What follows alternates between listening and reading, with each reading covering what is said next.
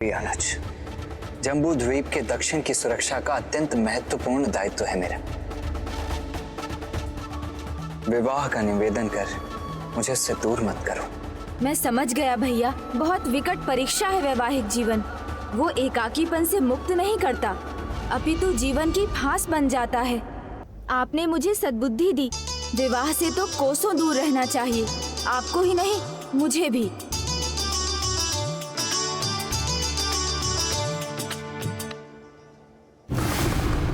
गणेश आ गया, अर्थात उससे कार्तिकेय को मना ही लिया होगा।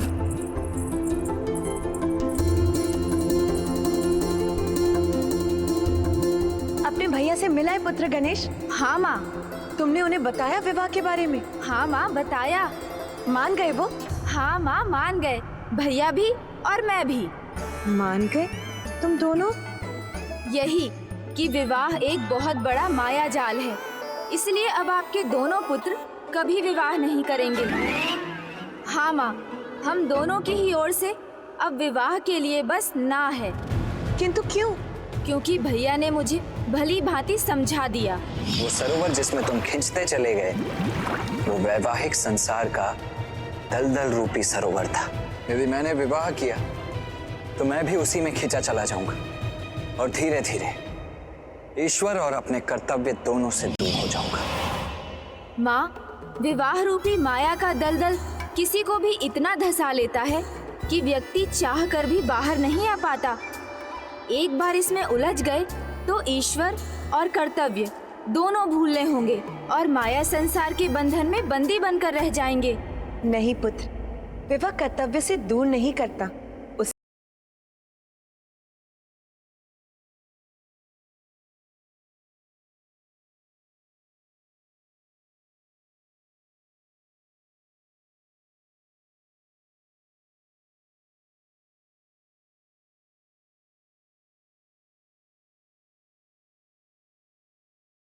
पूरक और कठिनाइयों में पति पत्नी एक दूसरे के लिए शांति स्थान है। जिसे जीवन संगिनी के रूप में चुना, उसके साथ जीवन साझा करना तो सुख और शांति का कारण होता है। और किसी को सुख देना, शांति देना, इससे अधिक धार्मिक और क्या हो सकता है पुत्र? इसीलिए पत्नी अथवा अर्धांगिनी को धर्म संगिनी और पत्नी को धर्म संगी भी कहा जाता है। इतना ही नहीं, कोई भी पूजा, व्रत या यज्ञ तब तक पूर्ण नहीं होता जब तक पत्नी का साथ नहीं होता है पुत्र। नारायण अवतार श्री राम भी इससे अछूते नहीं थे पुत्र। उन्हें भी अपना अश्वमेध यज्ञ पूर्ण करने के लिए देवी सीता की अनुपस्थिति में उनके स्थान पर स्वर्ण मूर्ति रखनी पड़ी थी। और ये भी स्मरण रहे पुत्र कि जीवन के चारों आश्रम, ब्रह्मचारी, गृहस्थ, वानप्रस्थ और सन्यास अत्यंत महत्वपूर्ण है। बिना विवाह के सन्यास आश्रम में प्रवेश करने से मोक्ष प्राप्ति असंभव हो जाती है।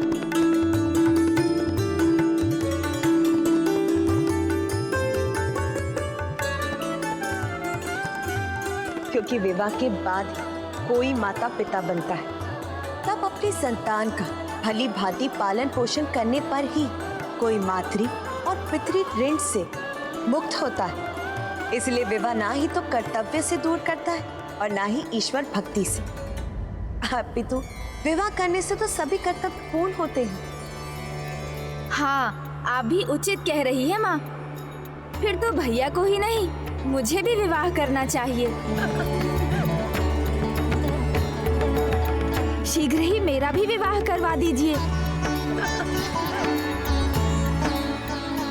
हाँ पुत्र, किंतु तुम्हारे विवाह की चिंता तो तब करेंगे ना जब उसका उचित समय होगा, और वो समय अभी नहीं है। अभी कार्तिकेय के विवाह का समय है। आपने उचित कहा माँ, किंतु भैया उन्हें समझाना, उनका निर्णय बदलना तो बहुत कठिन है। उन पर मेरी या आपकी बात का प्रभाव नहीं पड़ेगा, किंतु यदि पिताश्री यहाँ होते तो मैं उनसे निवेदन करता, पर वो तो अभी यहाँ है ही नहीं। नहीं गणेश जी, महादेव यही है, वो देखिए।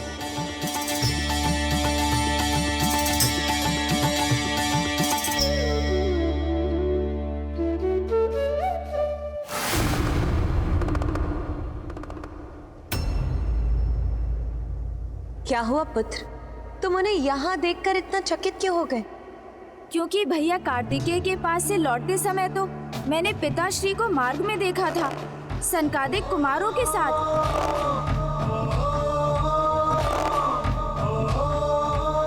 और ध्रुव तारे के नीचे और बरगद के वृक्ष की छांव में। ये आपको कैसे ज्ञात है माँ? क्योंकि प्रभु दक्षिणा मूर्ति जो है, दक्षिणा मूर्ति? यहाँ कैलाश में भी महादेव और वहाँ बरगद के वृक्ष के नीचे भी महादेव ही हैं, अपने दक्षिणा मूर्ति स्वरूप में। तो इस दक्षिणा मूर्ति स्वरूप की क्या कथा है माता? स्वामी ब्रह्मदेव के मानस सनकादि पुत्र सनक, सनंदन, सनातन व सनत कुमार ज्ञान और आत्म तत्व प्राप्ति के इच्छुक थे। उनकी इस इच्छा को फलित करने के लिए प्रभु महादेव ने एक सर्वोच्च गुरु का रूप लिया और यही है उनका दक्षिणा मूर्ति स्वरूप। बरगद वृक्ष अर्थात वदा अला वृक्षम की छांव, जिसके ऊपर सभी ध्रुव तारे प्रकाशित होते हैं। वहाँ स्थिर दक्षिणा मूर्ति अपने चतुर्भुज अवतार में स्थित होती है और इस मुद्रा में उनके नीचे वाला दाहिना हाथ छिन्न मुद्रा में रहता है, जो श्रेष्ठता और परिपूर्णता का द्योतक है। अपने नीचे रहने वाले बाएं हाथ में वो ध्रुवाधान में होते हैं, जो उनके समस्त उजागर ज्ञान का स्रोत होने का संकेत है। उनके ऊपर रहने वाले दाहिने हाथ में डमरू है, जो इसका संकेत है कि समय और सृजन दोनों से ही उनका तारतम्य है, क्योंकि स्पंदन ही तो है जो प्रत्यक्ष रूप धारण करता है। उनके ऊपर रहने वाले बाएं हाथ में वो अज्ञानता को मिटाने वाली अग्नि को धारण करते हैं पुत्र, और उनका बायां पांव उनके दाएं पांव के घुटने पर विरासना मुद्रा में स्थिर रहता है, जो स्थिरता का द्योतक है। और उनका दाहिना घुटना जो पृथ्वी का स्पर्श करता है, उसके नीचे अपना शीश उठाने में असमर्थ अज्ञानता रूपी असुर दबा रहता है। प्रभु को उनके इस रूप में ध्यान, ज्ञान, विद्या और जगत गुरु के रूप में जाना जाता है। दक्षिणा मूर्ति अर्थात दिव्य चेतना। और जब वो इन चारों ऋषि कुमारों को ज्ञान प्रदान कर रहे हैं, तब उनका मुख दक्षिण की ओर है। और ये भी एक कारण है कि उन्हें दक्षिणा मूर्ति कहा जाता है।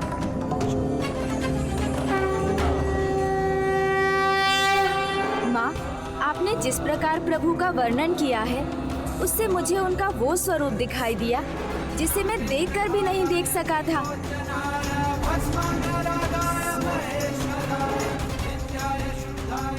ये महाज्ञान शब्द रहित है, इसीलिए महादेव इस मुद्रा के माध्यम से ही प्रदान कर रहे हैं, जिसमें सबसे विशेष छिन्न मुद्रा, क्योंकि इस मुद्रा में तर्जनी उंगली जो जीव अथवा आत्मा के प्रतीक है।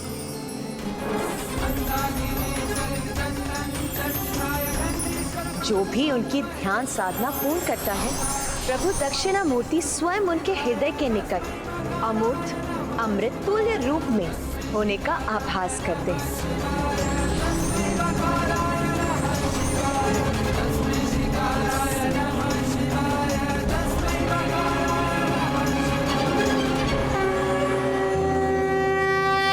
अर्थात जब तक प्रभु दक्षिणा मूर्ति सनत कुमारों को ज्ञान प्रदान नहीं कर देते, तब तक हम भैया के विवाह की चर्चा उनसे नहीं कर सकते।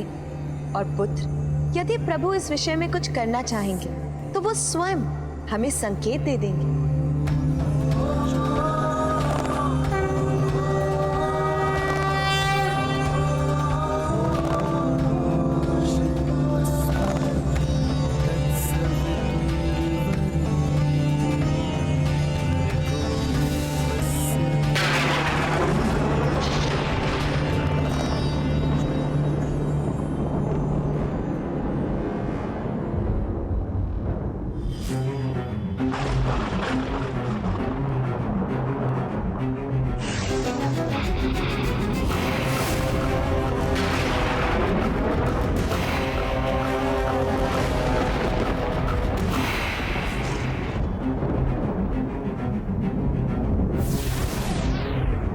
सूर्योदय तो है अभी आकाश में, फिर अचानक अंधेरा क्यों छाने लगा?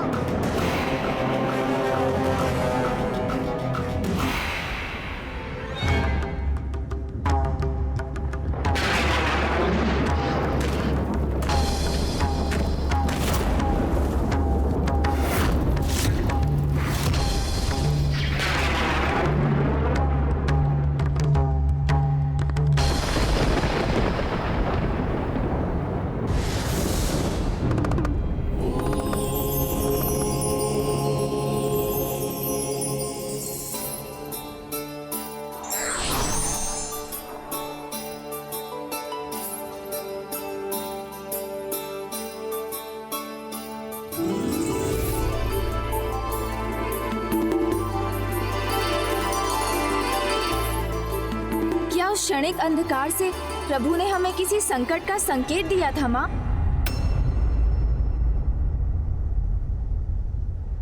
हाँ पुत्र, ये शुभ संकेत तो कदापि नहीं था। कदाचित कोई अनर्थ होने वाला है। या कहीं कोई अनर्थ हो रहा है।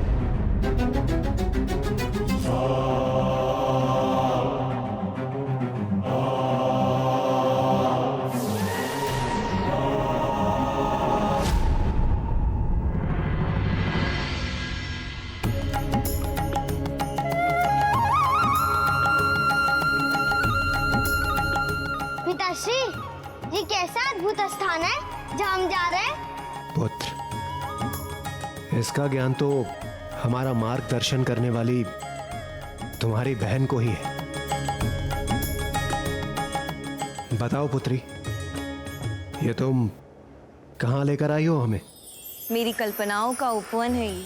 कल्पनाओं का उपवन? हाँ पिताश्री, जहाँ आपकी पुत्री देवसेना आपका पूर्ण हृदय से स्वागत करती है।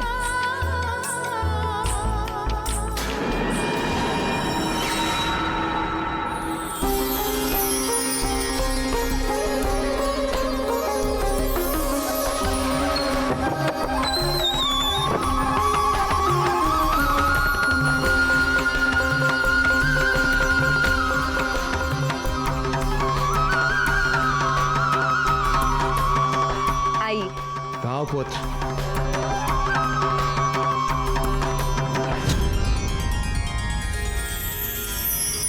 अद्भुत, सर्वथा अद्भुत, आकर्षक, मनमोहक स्थान है ये।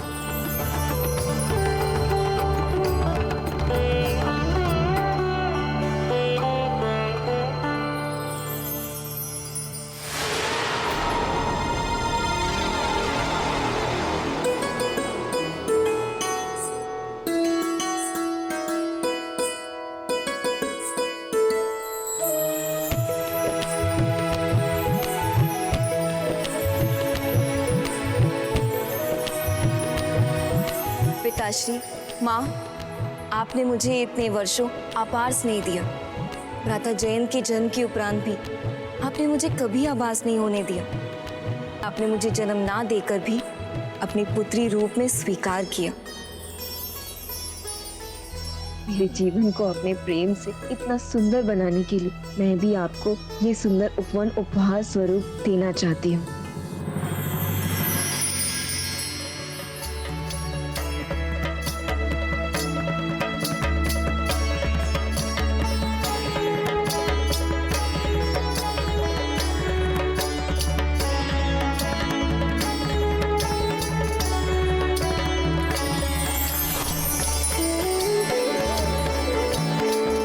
तनिक भी संकोच मत कीजिए, अपने भीतर छिपे बालक को जागृत कीजिए और इस स्थान का पूर्ण आनंद उठाइए। हम देवताओं को यह अवसर प्रदान करने के लिए धन्यवाद देवसेना। धन्यवाद देवसेना।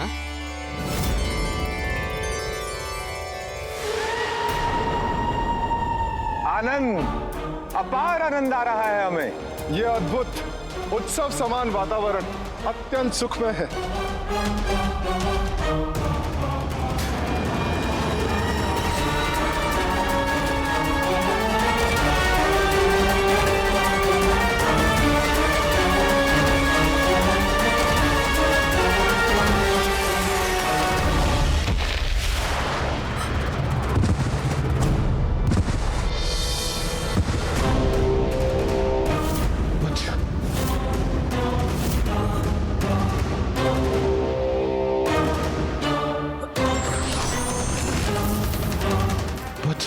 तुम ठीक तो हो ना? शची, देवसेना, तुम दोनों ठीक तो हो?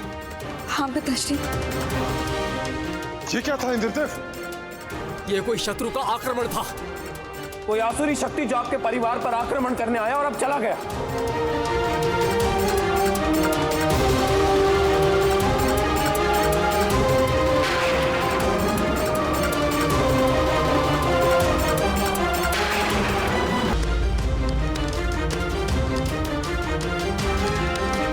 ये विशाल काय चिन्ह, ये तो किसी मायावी असुर का प्रतीत होता है।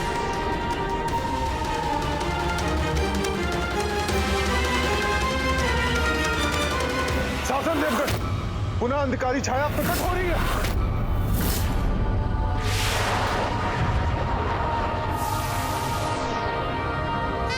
देवगढ़, आप सभी पीछे हट जाइए। जो कोई भी दुष्ट है मैं उसका सामना करूंगा।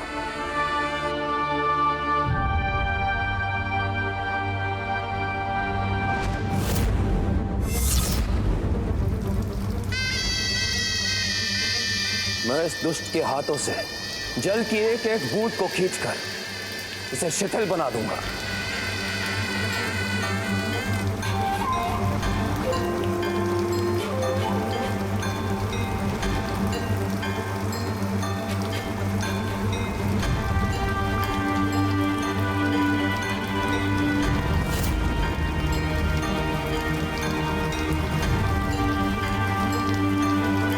इसकी समस्त प्राण वायु सोख लूंगा मैं।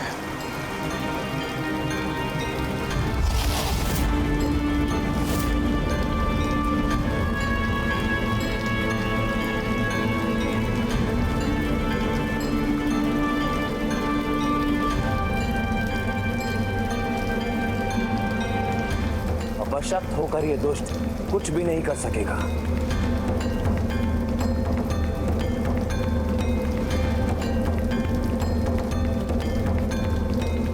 अब मैं इस दुर्बल पड़े मायावी हाथ को अपनी ही अग्नि से भस्म करूंगा।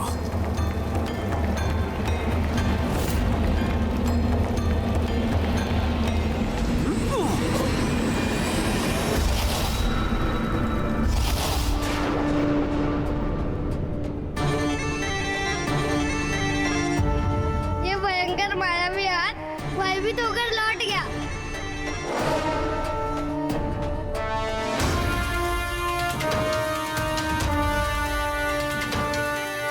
चलिए